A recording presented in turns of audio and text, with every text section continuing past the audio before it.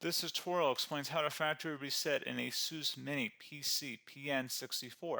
Follow the steps to erase your data and return your device to its default configuration. So this should hopefully be a pretty straightforward process, guys, and without further ado, let's go ahead and jump right into it. It's supposed to not delete your personal files. I strongly suggest that you create a backup of any important files or documents before you proceed, because even though it might say that it's going to save your personal files, there's no guarantees that it will, so just keep that in mind, and we're going to go ahead and jump right into it. So we're going to go ahead and start by right-clicking on the Windows Start menu, and we're going to select the settings.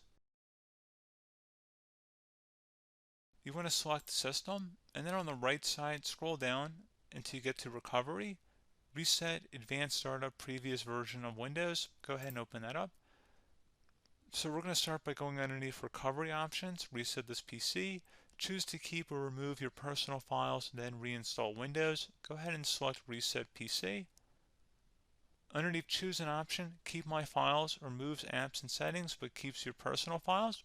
Now, like I said, there's no guarantee, but you still want to create a backup, but we are going to select that for today's tutorial here. And it's going to ask how would you like to reinstall Windows. I usually do a local reinstall, so that's what I'm going to select. And current settings is going to reinstall Windows from this device, and then we're going to select next again. This shouldn't take too long here, guys. And resetting will change settings back to their default, keep personal files, reinstall Windows from this device, remove all apps and programs, and you can also view what apps will be removed.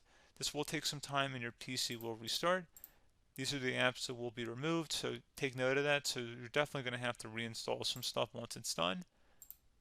So it looks like I accidentally closed out of there, so I'm just going to go back to exactly where we were.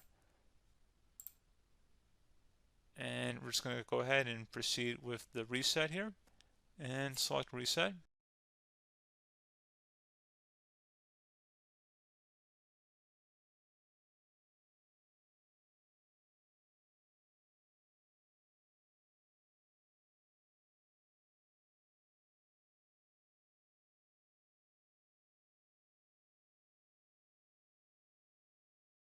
And there you go, guys. Should be simple as that.